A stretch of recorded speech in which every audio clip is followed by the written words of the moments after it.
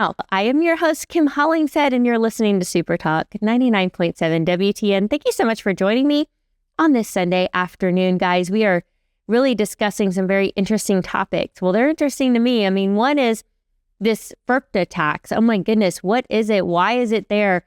And how does it, benefit American taxpayers? Basically, there's a federal tax law, and it's the Foreign Real Estate Property Tax Act, FIRPTA. And it's a tax collection tool. What it is basically helps the IRS to collect capital gains taxes from somebody who's living overseas, who's not an American citizen. So that makes sure, because once property is sold and the funds are wire transferred to that person who's living overseas and not an American citizen, the IRS doesn't really have any mechanism in place in order to go recover that capital gains tax. And we need capital gains. It's not fair for Americans to pay it and then for foreigners to not pay it. That's not fair. So what Congress did is they built into this collection process into the closing.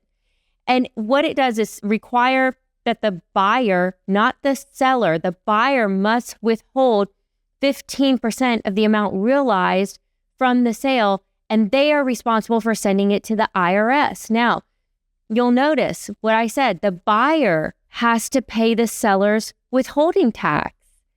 All right. So as the title agent, and I'm representing the buyer here, the buyer doesn't have any idea what FIRPTA is.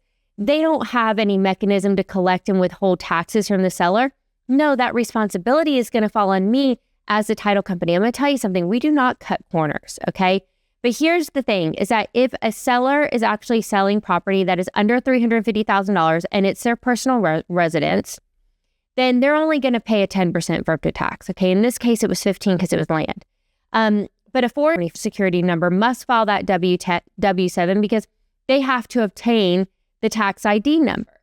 So, it's really important to understand why that was important for my office in this closing transaction that we never got that paperwork, because it actually impacted the buyer. So again, going back to who are you being nice to? Can't bend the rules. We got to protect people here.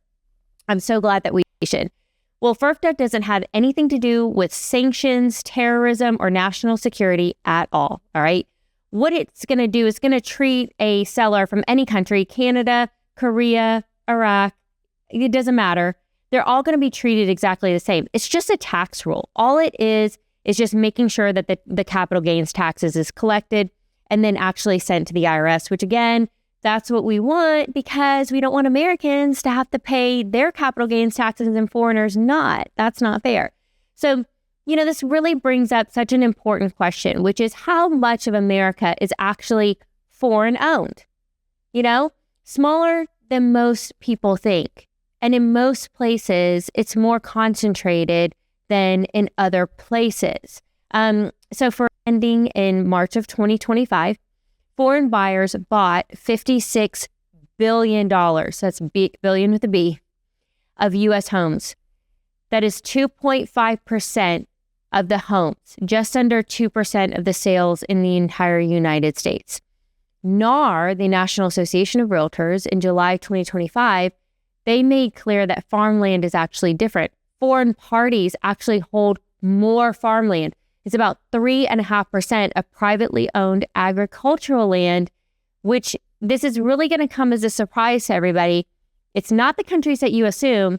The top 3 countries that hold most agricultural land in the United States are Canada, the Netherlands, and Germany. The real worry here is not the acreage of the land. It's when the land is bought through a shell company, then nobody at the closing table can tell who's behind it. And Tennessee has really moved fast on that, okay? Because since 2024, the state has barred and prohibited certain foreign parties from buying agricultural land and foreign party controlled businesses from most real estate, period. There's actually built into the statute a 2-year divestiture requirement and criminal penalties that come along with it. I mean, it's unbelievable. This year, in fact, the covered country list was widened. It was actually made longer to match the Commerce Department's foreign adversaries list. Plus, there's a new law, which is Senator Frank Niceley Act. It's effective on July 1st, which bars prohibited parties from buying non-agricultural land, homes, and commercial property included. And it closes the loophole of closing it through a trustee. I mean, isn't that amazing?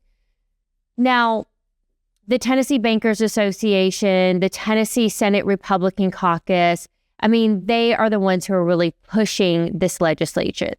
Divestiture is narrower than what most people assume. It does not reach land that was inherited before the cutoff or land that's held only as a loan collateral. The third bucket is like this anti-money laundering, the Patriot Act enforced by FinCEN and the Treasury Department. Before my office can disperse a single dollar, we must screen the name that is on the settlement statement against a federal sanctions list. Because a match on that, what we call Patriot Act list, it stops a closing. The seller cannot transact any business, or the buyer cannot transact any business when they are on a federal sanctions list. Now, there's also a rule that requires reporting on all cash entity purchases of real estate, and that's residential real estate. But a federal court, that would be the FinCEN reporting. And we talked about FinCEN reporting way earlier in the year, but here's the thing. It's on hold because a federal court in Texas has actually vacated that law in March. So now nobody is required to file any FinCEN reporting at the time. But if and when that day comes that we are required to do the FinCEN reporting again, my office will absolutely do it. I mean, this is the reason why we treat compliance in my office as completely non-negotiable. All right? I'm not here just pushing paperwork around. I'm here to protect my clients. And one of the things that we are going to be, keeping property tax records, keeping everyone at the table. We don't want anyone to be, using money from, various different sources to purchase property that they shouldn't be buying, or, trying to hide tax payments from the federal government. Like, I'm not going to participate in anything like that. One of our core values at the title company is integrity. And that is so important to me. So, title company that treats these kinds of rules as like optional, or is willing to bend the rules, willing to do you a favor. That's my friend. I've closed with them for 30 years. They'll do this for me. That title company is actually putting everybody in the deal at risk. Okay. My title company is protecting people. I mean, just have to put that out there. Now, look, when we come back from the break, we're going to talk about what about corporations?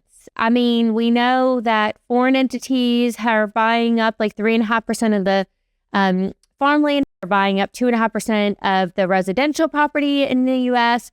But what about corporations? We know that this has been a huge question in the law recently. And when we come back from the break, we're going to break it down. But before we go, just as an FYI, if you're looking to buy, sell, or refinance in the next few months, give us a call. I am not a realtor or a loan officer, but we have the Real Deal Trusted Network here, and we can connect you with some of the very best people in the business. Give us a call. It's 615-257-0565. You're listening to The Real Deal on Super Talk 99.7 WTN. I am your host, Kim Hollingshead. We'll be right back.